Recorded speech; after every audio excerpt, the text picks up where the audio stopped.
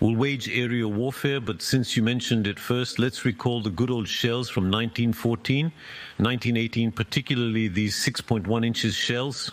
Ukrainian intelligence service says 30% for additional artillery for the Russians. If there is no adequate prevention, Russia will be able to produce 30% more artillery shells than all the countries of the European Union combined. But that's a big improvement. Remember, a few months ago we said 3 times more. So 30%? More, that's... Still more, a little more. It's marginal, but 30 for the job. Percent, it's marginal. It's very good news, this figure. Russians need to shoot 3 times more than Ukrainians for the same results. With only a 30% advantage, they must rely on North Korea and Iran to achieve parity. The news seems weak on the surface, but it's actually quite good. But no, it's a very good news. The Ukrainians are fighting despite a number of headwinds. Look, please comment on these images for us, Xavier Teidelman. A Ukrainian drone is flying over the Kursk region. We understood earlier that this region will host a major battle involving around 50,000 Russian and North Korean soldiers. Look at this video. So this is the video provided by the Ukrainians, isn't it? It's the 95th Assault Brigade of the Ukrainian Army. Explain to us precisely what they are doing, as we are at the center of the Battle of Kursk. We just heard the 2 theories. President Zelensky says it's used to fix troops. The Americans say it doesn't do much for Ukraine. When there are 50,000 Russian men at that location, rather than trying to conquer Ukraine, no, it's an operational success. They would have seized more Donbas territory if not engaged here. So here it's Zelensky who is right, the Americans who are wrong? Of course, but we can look at it both ways.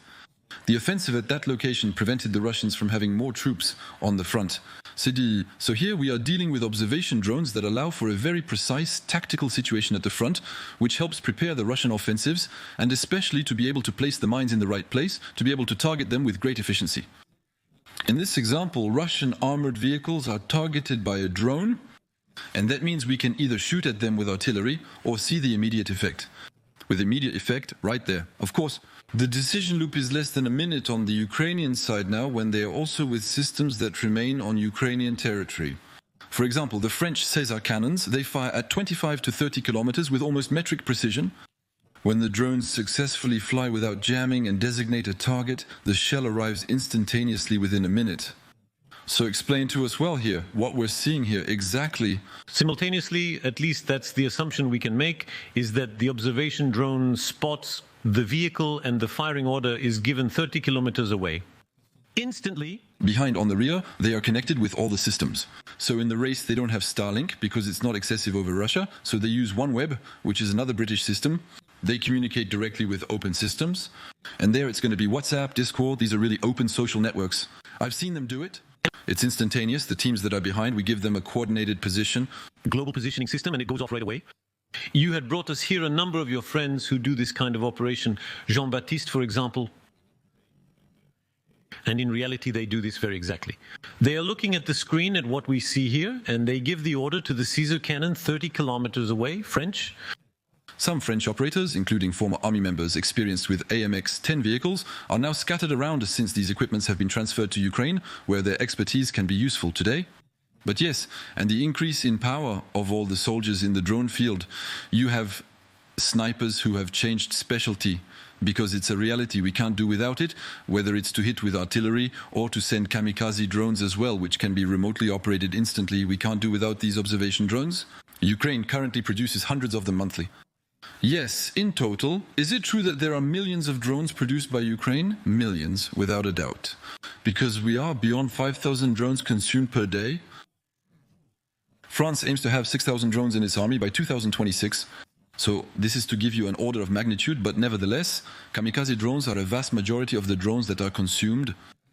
Beside that, you have the large observation drones that we are currently seeing, and then the civilian drones that are slowly disappearing, the Chinese drones, Mavic, etc., because the Ukrainians are now able to do better. They have a drone called the Mavic, the Ukrainian equivalent of the Chinese version. So they also have little puns each time. How much does a drone like that cost? A drone like that, it depends because it has an infrared camera, and for example, a large infrared camera, just the camera costs $45,000. So you have the carrier, which can cost $20,000, $25,000, the electronic warfare system around $5,000, and the camera $45,000.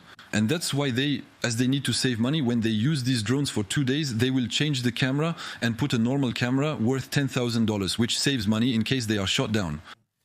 And to give you an idea, when we look with these cameras, that costs the most. We can see the color of a man's t-shirt almost 20 kilometers away. So to identify them, to know if we're hitting civilians or military, it's ultra effective. What's the purpose of this equipment set that costs under euro 100,000? It's much less than 100,000 euros. Less than 100,000 euros. When compared to a Rafale that costs 100 million. Is not the Rafale for the same use, obviously. A Rafale is capable of delivering a weapon that will weigh tons. We will designate an artillery target, assuming the artillery is 18 miles away. So it's not at all the same order of magnitude. It gives vertigo about military capacity and war's uncertainty. That is to say, a smaller country, in this case Ukraine, has potential. If they didn't have that potential, they would have already lost from the start and they wouldn't have lasted this long. The drone is the standard element and real turning point of this war. We've already seen similar events with Azerbaijan and Armenia. We are engaged in high-intensity warfare with millions of massive drones consumed daily. And we don't have the mass. When we see what they accomplish with drones, I recall the first bomber drones I saw in Ukrainian factories with wingspans of 3 meters. And they tell me they produce that for $20,000. That is to say, they make heavy bomber drones resistant to electronic warfare with infrared cameras for the price of a prowling ammunition, a French kamikaze drone, and they have the mass, obviously.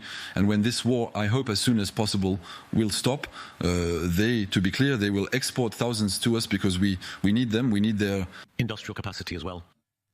Let's see place by place what is happening, because I remind you, we are going to receive Gerard Araud in a moment to see the political consequences. Trump or not Trump, Trump and Putin or not. However, the terrain also influences political choices. We are in the Chassivière region. Listen to this sequence, and this time we are on the ground combat of the fight.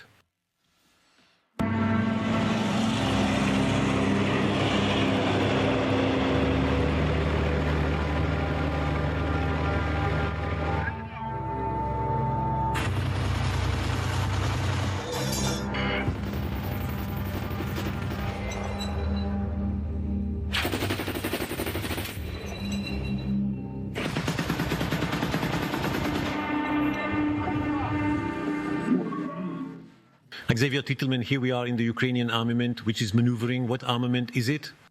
These are classic armored fighting vehicles, AFVs, assault vehicles that can sometimes transport extra troops. They are not tanks, as evident from the cannon design. This is commonplace. Hundreds of them are available, similar to the 600 tanks sent to Ukraine since the war began, which you mentioned earlier. There are slightly more in this category. Chassivière, we are only 6.5 kilometers from Bakhmut. The Russians have advanced 4 miles from Bakhmut after nearly 2 years of intense fighting with staggering daily losses, only gaining 3.72 miles in that time. That's also what needs to be realized. Despite everything we hear every day, the Ukrainians are still fighting for this city with very significant losses, and we see the same images as before. They have observation drones to see where the Russians will come from, to be able to wait for them in the right place. What you're saying is very interesting. We understand how much the real tipping point will not be on the ground, but presumably it will be the American political decision. Despite Russia's increased pace, they still need to capture over 10,000 square kilometers to control Donbass. So they still have years to suffer and commit thousands of men each day just to take Donbass. If the US imposes a ceasefire where they tell Ukraine to give up territory and refuse to provide equipment to reclaim land, which is already happening under Biden, it's better for Ukrainians to stop at the current front than to continue suffering and retreating further. This aligns with Gerard Araud's book We Were Alone, where he discusses the defeat of June 1940, stating it was not a military defeat but a political choice when a country believes it doesn't want or can no longer fight. But here it will be decided in Washington, largely. From the start, Ukrainians have not been provided with the essential equipment to reclaim their nation. They are given enough to hold on while suffering, retreating minimally. We continuously postpone decisions, restrict proper weapons usage, and limit necessary maneuvering. We actually have. And these are choices that are costly, obviously, in terms of men on the ground, but which will cost us more in the long term, because tomorrow, if the American plan arrives, we will have to deploy thousands and thousands of French and European soldiers for years on this front line. Remember that just on North Korea and South Korea, to keep the line, the Americans have 30,000 men on 180 kilometers of front. If we must replicate our actions in Ukraine, it entails mobilizing tens of thousands of men across a 1,000-kilometer front. I don't see how we could come up with a plan that would be balanced. The air war, the images of Kriviri, the hometown, the city where Volodymyr Zelensky and his wife grew up, by the way, where he had his little theater company, which is being bombed. So obviously the goal is not indifferent. Tell us about the gliding bombs, since we understand that in this evolution of the war, in terms of drones, there is a shared effort in terms of gliding bombs. However, Russia has an advantage. Russia has more aircraft that can deliver the payload. The Ukrainians possess gliding bombs, the SM-2, which are supplied by France at a rate of only 50 per month, and the others, the Americans, etc., are going to provide what are called JDAMs. So there are some on both sides. However, the Russians have hundreds of fighter planes available. The Ukrainian death toll will be in the tens. The Ukrainians will use them as targets on the front lines, including military targets and bunkers. The Russians, they have so many that they can afford to hit just about anywhere on the front at any time, including on... We see a very large disproportion in the number of civilian casualties. I believe Didier François is referring to the numbers 1 to 24. Yes, very clearly, but... We're talking about dozens, almost 100 glide bombs that are dropped each day by the Russians. Among Ukraine's limited fighter jets, some are assigned to the country's air defense to intercept cruise missiles. There may be 15-20 available to carry out this type of mission. This means we can expect a maximum of 10 to 15 gliding bombs delivered per day. What type of Western aircraft could carry these bombs? Absolutely all, without exception. Our planes have had these bombs for 30 years, which Russia lacked until the war began. At the war's start, Russians flew at 54.68 yards altitude to vertically carry their bombs. Today, the Russians have caught up and possess large quantities of F-16S Gripens and Mirage 2s. So all these planes would serve without... With few exceptions, these planes would impact the front and especially prevent Russian advances. It's not even to allow more bombings, it's to prevent the Russians from bombing, that it would really have an effect. 1-4. Saving lives once again. We realize that we were misled by some European officials and experts who said that despite their opposition, the planes would not significantly alter the situation or be a game changer. But it's a game changer if we give the right quantity. Tanks would have changed everything if given in 2022 instead of late 2023. Yes, obviously these are weapons that are absolutely necessary. Air superiority. You can't win a war if you don't have air superiority. There is a form of domination today on the part of Russia due to its mass and its ability to engage troops and to lose them. They still lost 136 proven planes. We return to the fundamentals of war. The very first days when Zelensky says, give me a no-fly zone, the Westerners say, oh no, in reality, from that moment on, the Westerners have set the bottom of their thought. But we have been weak since the start of this war. And if we hadn't been weak from the start, we would have saved thousands of civilians today.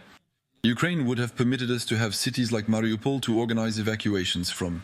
Mariupol saw at least 80,000 confirmed civilian deaths based on open source evidence, including satellite images of coffins.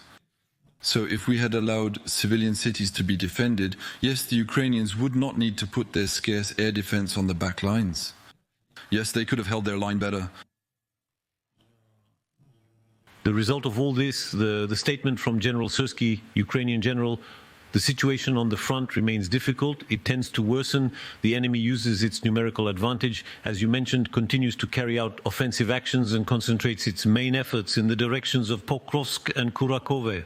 Why are these two localities, especially Pokrovsk, still so crucial for them when I was there in month? In August, the city was out of reach of Russian artillery. They have progressed since then, and in September, when they started to hit the city, we thought it would be over in 2 weeks. So yes, they hold today. The Russians have an obligation to hurry for 2 reasons. The first is that soon there is the Rasputitsa, that is to say the ends that will prevent vehicles from moving. And the second, of course, is that Trump is coming, and if ever a ceasefire is imposed on them in one way or another, and I don't think the Russians will accept a ceasefire in any case, they absolutely must have the maximum gains before that moment. So they are putting everything they have left into the battle. That is to say, they are going to engage more men than in the past, less prepared than in the past, less equipment than in the past, but facing an army that overwhelms them in quantity. The Americans in the Pacific War, when the Japanese made banzai attacks, sometimes they were forced to retreat in the face of men who only had bayonets. We are nearly on the same page. Today, in the estimates, there are people like Andrew Perpetua on Twitter who count every day the number of deaths they can actually prove of Russians. They are at 150 proven deaths per day, and it is estimated that they only perceive 10% of the reality on the ground, so we know they are losing more than 1,000 men per day. The dead and injured number 1,000. 1,500, that's the dead and the injured. 150 deaths per day. That's what we can really prove with images every day today in open source on the internet.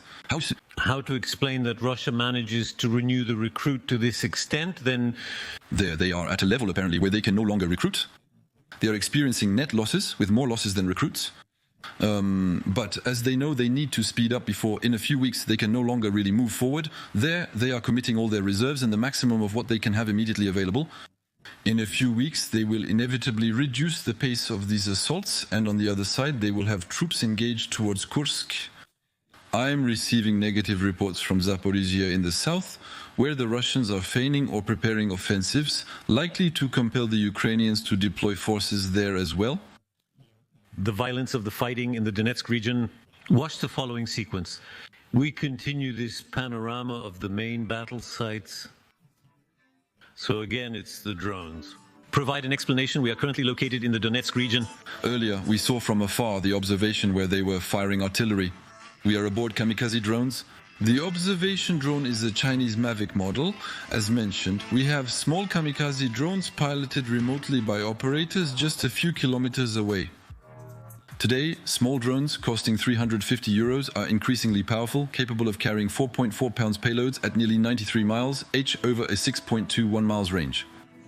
Right there in front, you have the two contactors. When these contactors hit an obstacle, it will trigger. And so they are capable of carrying rocket-propelled grenade heads, anti-tank system heads. Instead of shooting from a distance with relatively low accuracy, we're going directly to the impact. And so we see it hits transport vehicles there, we see on Caterpillars, I don't know exactly what it is. We observe tanks and artillery exploding. And this is the daily life of this war today. We have almost 5,000 Russian tanks and heavy attack vehicles that have been destroyed today. So to clarify, there is a drone that survives, and it has small kamikaze drones. It's the one that really throws itself. That's what we see there. It throws itself on the vehicle.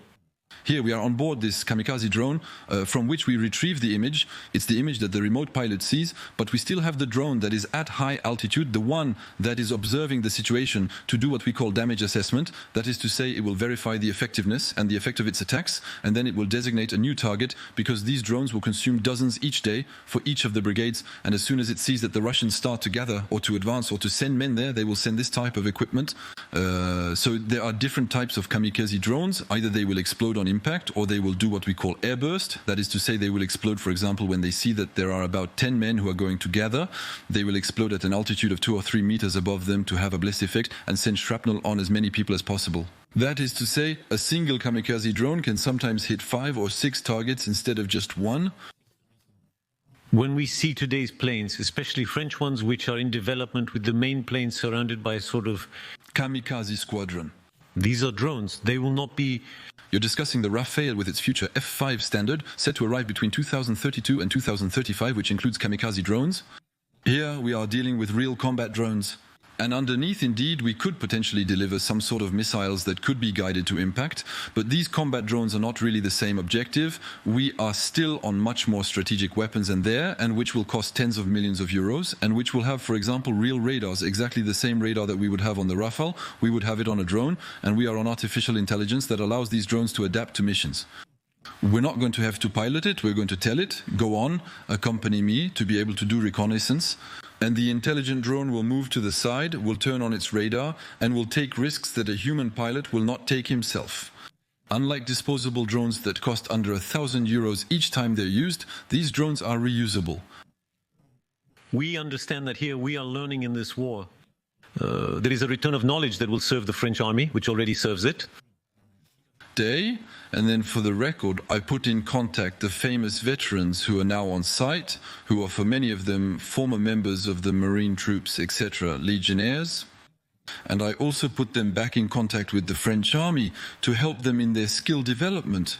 I had the chance to be invited to participate in the preparation of French artillery exercises for the use of drones, because I had this chance to go on site in Ukraine. And so this feedback, yes, it is essential, yes, it is very strong.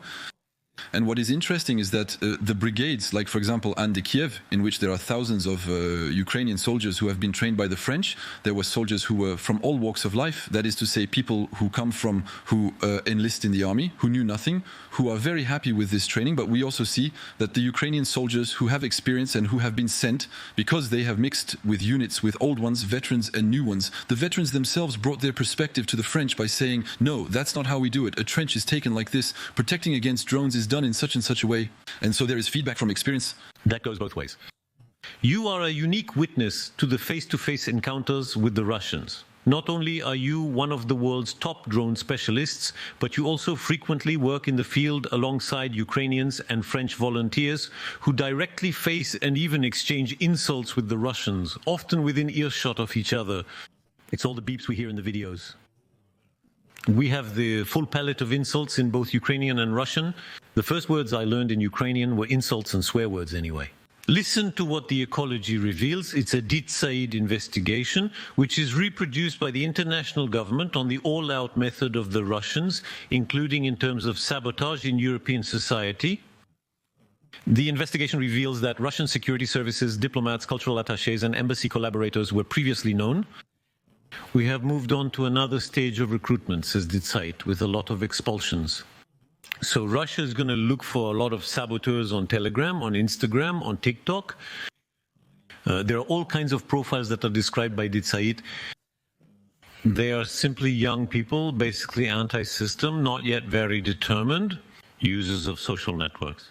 This 26-year-old Colombian was paid 1,110 to photograph a factory in Poland, while others were paid to set fire to buses in Prague. What do your Ukrainian interlocutors tell you about the Russians?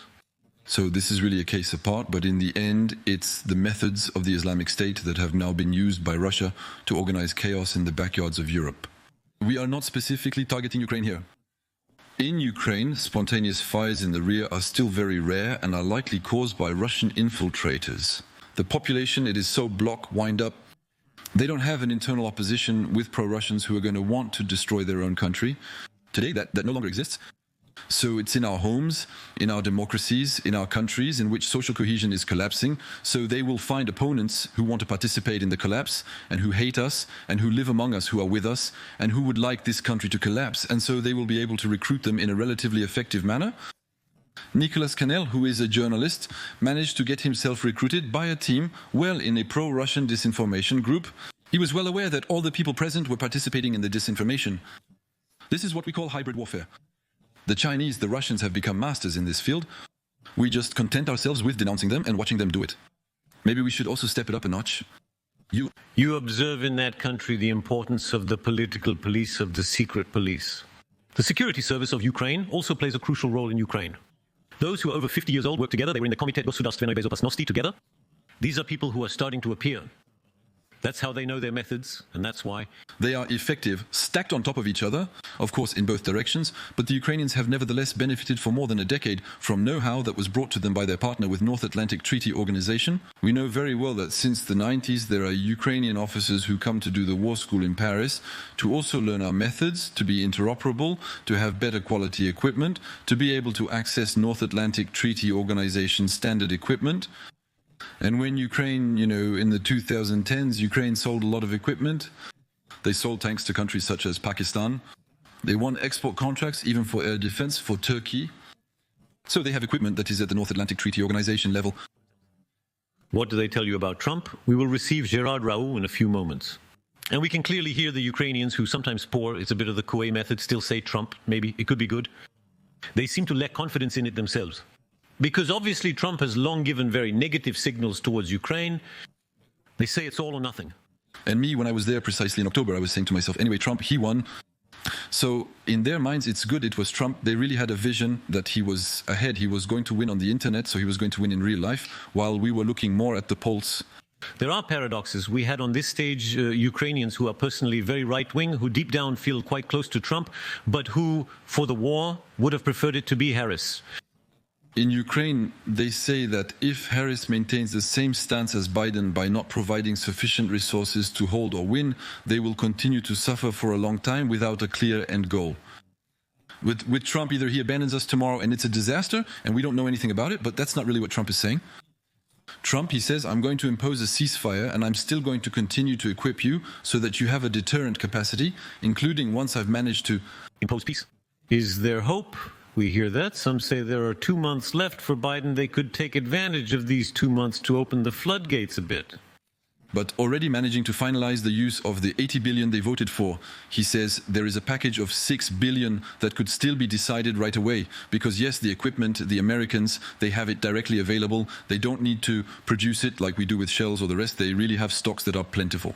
Thousands of tanks, for example, they could give as of tomorrow morning if they wanted to. They have 8,000 tanks with 3 million in reserve and have given 31.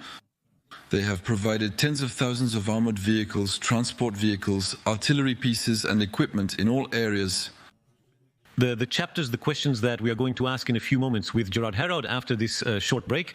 See you in 22 hours. Thank you very much, Xavier.